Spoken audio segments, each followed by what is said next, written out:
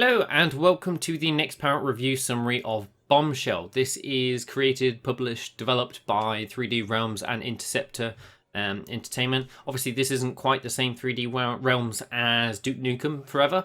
It is kind of the same people, but it's some weird complicated stuff. Anyway, there's been a lot of shuffle about and there was a lot of weird IP craziness when it came to the Duke Nukem IP and some other weird strange things, and so what they ended up doing was creating Bombshell instead, which is like a kind of like a creative spiritual successor to Duke Nukem. But to be perfectly honest, it is a pretty original game. You can see there are a few hat tips towards Duke Nukem, but for the most part it is its own game and it is actually pretty interesting. And a lot of it's quite original, to be perfectly honest. First and foremost, the game looks absolutely amazing.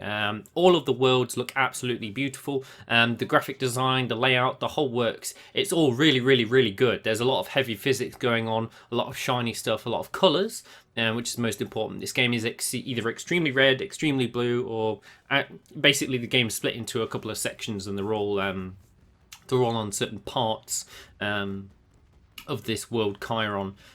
Which all seem to be vastly different, like the difference between Mount Etna and the Antarctic, it seems. So it looks really, really good, and the performance is about on par with how it performs on our graphics hardware and stuff like that. There is an SLI profile for NVIDIA users, but there is no profile for AMD, and there seems to be a couple of weird glitches on AMD as well, such as VSync not actually working. VSync just seems to not do anything. I turned it on and it went to 120 FPS, so I'm not entirely sure what's going on there. Weapons are probably the most important part of this game. This is, after all about the shooting. You've got a lot of quite creative looking weapons, but at their core they are based on very basic things. You've got the Iron Maiden, which is basically a FAMAS, the whatever the hell it's called, machine gun. It's basically a minigun, and its alt fire shoots like explosive charged rounds. You've got a shotgun, which is also called the Mother Fragger. You have the PMS, which is a rocket launcher. Yes, it's funny the first time and never again, really. You have the electrocutioner, a flamethrower, a sword, and plus skills and punches and all sorts of random stuff like that. So there's quite a lot of weapons, and the most important thing, and the one thing that everybody should actually care about, is the weapons have a ton of punch. Now this kind of goes two ways, because the weapons feel awesome. Every single weapon feels good. You will have absolutely no desire not to use any of the weapons apart from the Iron Maiden, because it's crap and doesn't really serve any purpose other than, hey, if you run out of ammo you can use this. But all the weapons are pretty awesome. My one slight annoyance is that one of the weapons is you detach your arm, Amiga, and Amiga can wander around by herself and shoot things, and then you have the big triple-barreled revolver, the 18 shooter or whatever it is. And my one annoyance is that that's not more powerful than it is. It's a little bit weak, and I'm not entirely sure what the point of it is, because when I went through the whole game, you can sort of control Amiga separately, so you can both activate two things at once, or Amiga can go to weird places, but that's never really capitalized on that much. And that seems like a bit of a shame, because the revolver was the big thing that was all supposedly basically amazing about Bombshell, but the revolvers doesn't really do that much damage. Amiga does reasonable amounts of damage, but there really isn't much point in using her. So that's a bit of a shame, but all the rest of the weapons are actually pretty good. They feel good, and they do things on screen which looks fun, basically. Now the opposite end of this is that all enemies, apart from the very, very starter enemies, they're all just bullet sponges, and so very often you'll come across enemies which will take half of your available ammunition for any given weapon in order to kill them, and it takes away from that punch. So one particular weapon is with the minigun. The alt fire that I chose was the electric charged rounds, which explode on impact. And basically you can be on sort of halfway through the game using this alt fire on enemies, and it will literally take like 20 shots of these massive explosions in order to kill enemies. And so that's quite annoying. I don't understand why they've gone in the direction they have. And this is one of my other sort of negative points, is that there's not really that many enemies.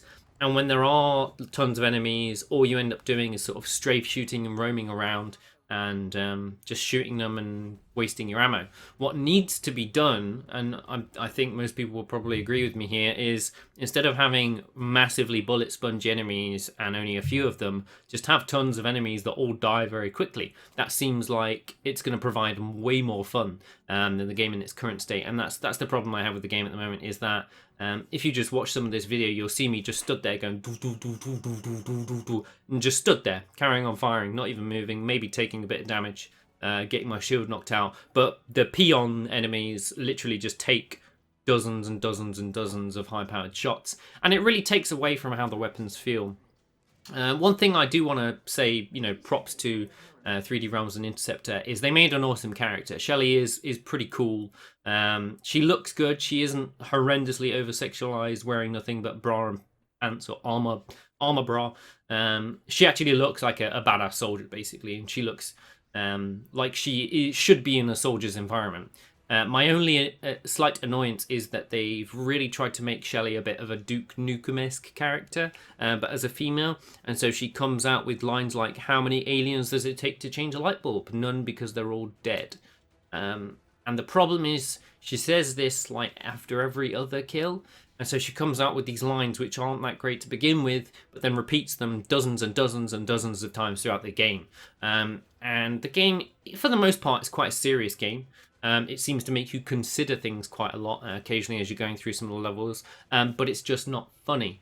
And I'm not sure. It feels like they weren't really sure if they should go for the funny angle.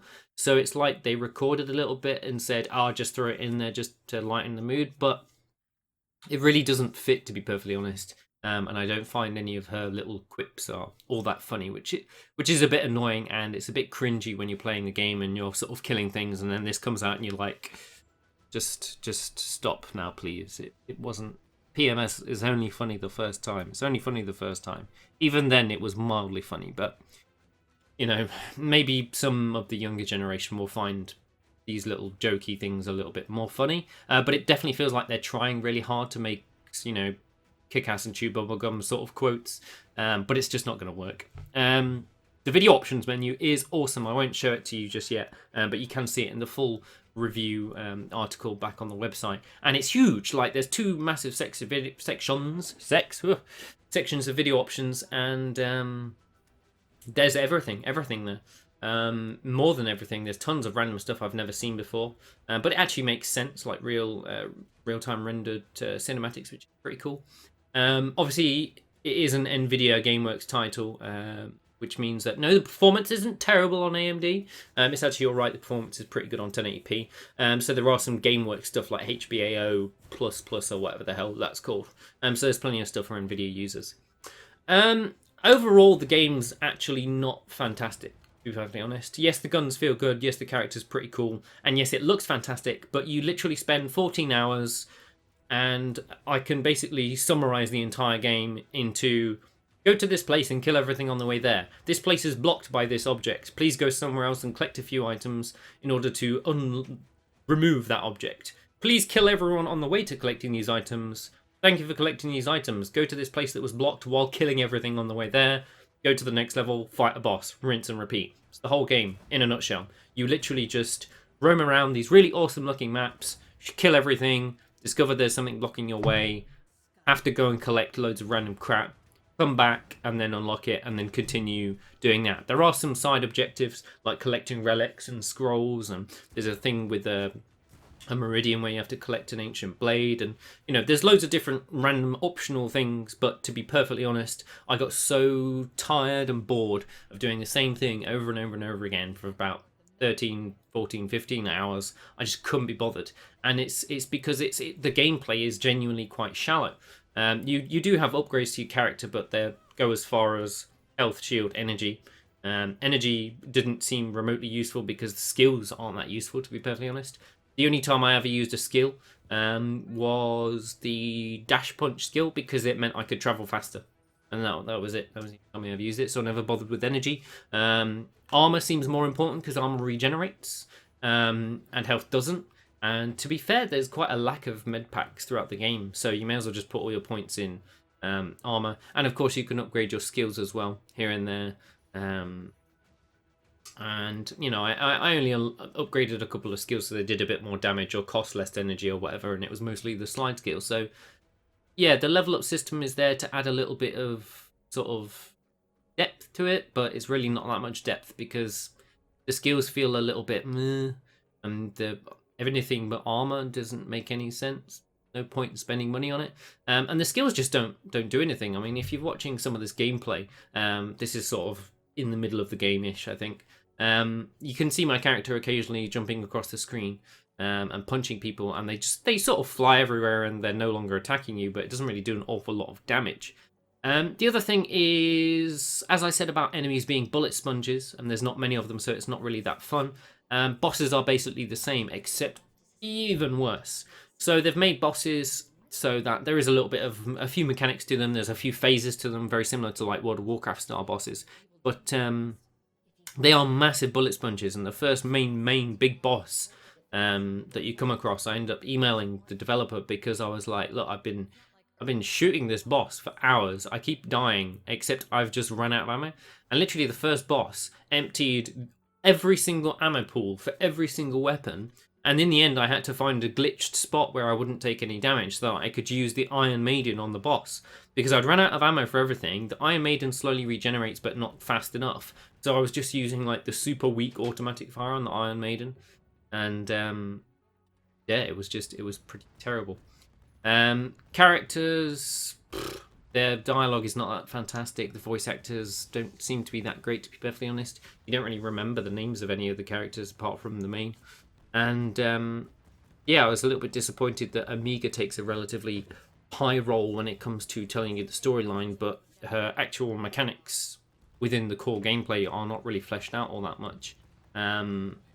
Maybe I missed quite a lot, but it just felt like it was a bit of a missed opportunity. So overall, it looks nice. The guns have a lot of punch, and it's an average title that I imagine some slightly younger people will find slightly more entertaining than me. But if you are looking for some form of depth in an otherwise very shooty game, this probably isn't the one you want to be looking at. It looks pretty. It's sort of average. There are a few glitches here and there, but to be perfectly honest, a lot of games do it better. You know, people might say, oh, why would you want less health on enemies but more enemies? But if you think about the way that Diablo does it, you end up with masses and masses of hordes of enemies, which have very little health, but you have loads of different skills to use, and it just feels a hell of a lot more fun doing it that way, as opposed to just putting the player in front of a giant meat shield which can take up all of your ammo, all of your everything, and then when you die it just becomes really, really irritating. So the boss fights are probably one of the weakest aspects, but just the core gameplay it's the same thing all the way through. So if you like, you know, the looks of the gameplay on the video that I've overlaid on this, you know, it might be worth checking out. It is a relatively average title. I mean, it's entertaining for a few hours, but I wouldn't go in expecting any grand storyline or any complex mechanics or anything just deep. It's just a shallow, generic isometric shooter, really. Very similar to Alien Swarm, but perhaps with a bigger budget. So hopefully you've enjoyed this review. Go ahead and check out the full article on our website, and of course the performance analysis for those who are interested in that, and the 4K stuff. There is no multi-GPU profile for Crossfire, so 4K isn't really possible on AMD hardware at the moment until that happens. We will be reviewing Tomb Raider as well at the same time as this, so if you're watching this or reading the full article, there will be a Tomb Raider review at the same time. Next week we will be doing a review as usual, so we're getting plenty of stuff done this week, and our Next Week in Gaming might be a day or so late because we've been reviewing 2 titles at once, but hopefully it should be up either Saturday or Sunday. So yeah, hope you guys have enjoyed this review, and we'll see you guys next week.